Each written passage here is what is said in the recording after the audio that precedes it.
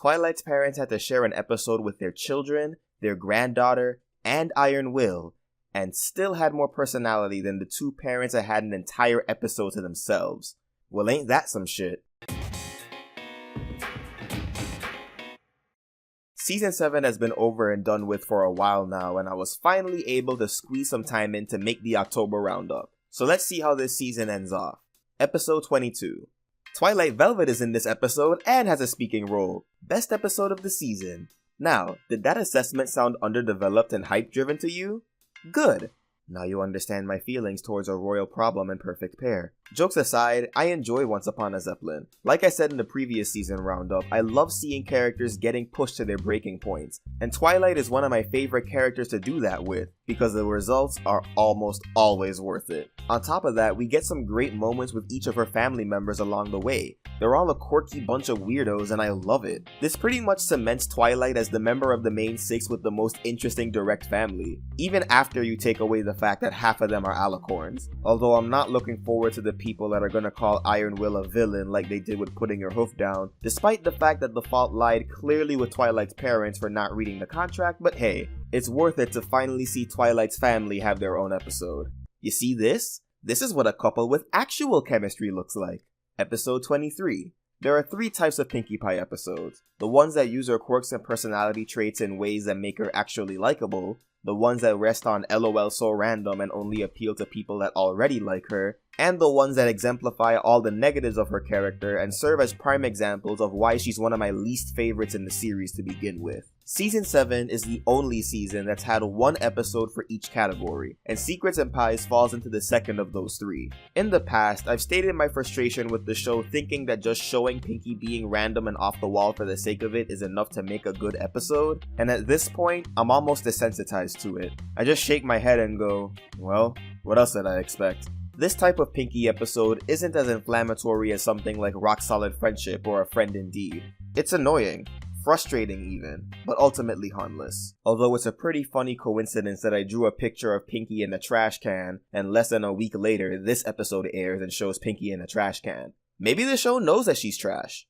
Episode 24. I feel the best kind of Starlight episodes are the ones where she's learning the ins and outs of friendship. It gives the writers the opportunity to cover lessons that they haven't covered with a character that's still relatively new to the concept of friendship. MLP has tackled lessons regarding the clash between old friends and new ones before, but in this context, more emphasis is put on the theme of common interests. Some of my favorite morals in MLP are the ones that dispel common misconceptions about friendship, sort of like a moral mythbusters kind of thing. In the case of Uncommon Bond, it addresses the false idea that in order to be friends, you have to have things in common, and the less things you have in common with a friend, the weaker that friendship is. In actuality, while a good friendship can be built on the foundation of having something in common, what really makes that friendship good is the actual chemistry between those people. Maud put it best when she said that she and Starlight simply enjoy each other's company. That kind of friendship is just as valid as one where you have a lot in common with each other, because at the end of the day, what really matters is if you enjoy being around the people you consider to be your friends,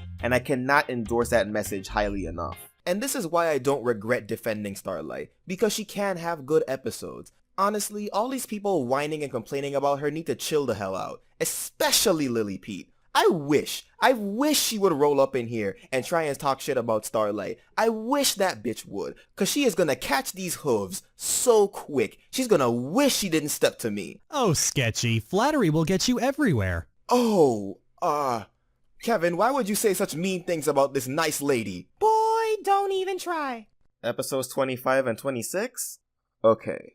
I don't think I've ever actively disliked a season finale before. The closest I've ever gotten to that was the season 5 finale, which sits close to that edge of dislike thanks to its conclusion. Shadowplay, however, was a horrid experience almost all the way through.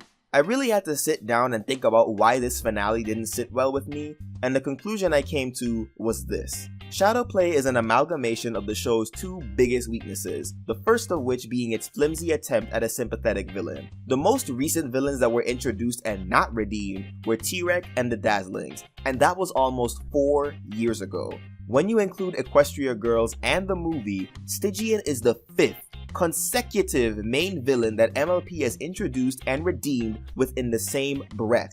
and 4 of them have the same motivation. People were mean to me and or abandoned me. Guess I'm gonna destroy the world now. It's a repetitive character model that only gets worse and worse with each attempt. Case in point, Stygian. He goes on and on about how the pillars betrayed him, and Starswirl even apologizes to him, saying that he and the other pillars should have listened to him. And I found that interesting because I didn't know you could listen to silence. Stygian made absolutely no effort to speak to the other pillars about how he was feeling, and this is a character trait that I have little sympathy and even littler patience for. He simply expected them to know by virtue of the false belief that friends can read minds and made a mind-bogglingly stupid decision, then had the gall to say that he was the one that was wrong. And somehow, DHX expected us to feel sorry for him?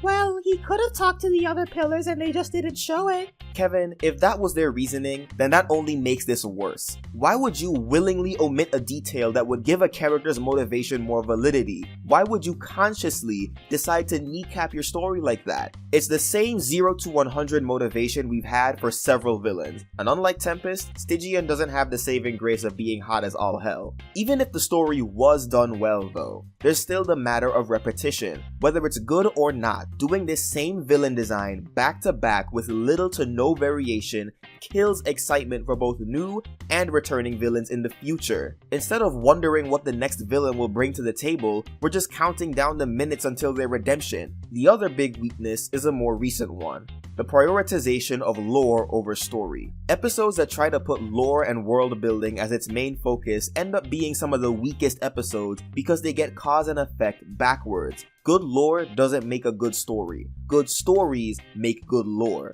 Lore and world building are byproducts of a good story, not the criteria.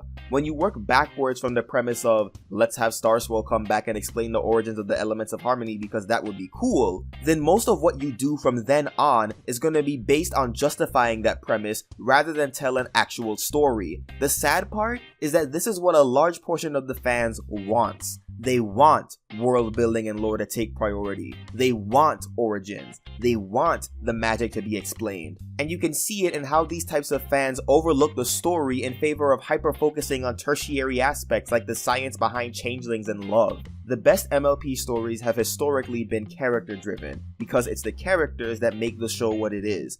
They are the show's biggest asset, not the lore. Where did this soapbox come from? Shadowplay is, hands down, the worst finale of the series, bar none. It exemplifies the worst aspects of the show in one 40-minute slog, and for a season that was otherwise good overall, this was a really bad way to end it off. God, it's a good thing the initials for Pony of Shadows are also the initials for piece of shit, because I can't think of a better description. So, Season 7 didn't have the best ending, and overall the second half is a bit weaker than the first, but it was still a season I enjoyed for the most part. While the finale, among other episodes, keeps it from being a contender for my favorite season, there were also episodes that represented some of the best MLP has to offer. But yeah, I'm gonna need something to wash the taste of that finale out of my mouth. Where are my Boondocks DVDs? So what did you think of these episodes? Swarm that comment section below or bug me on social media. Until next time, keep it sketchy, folks.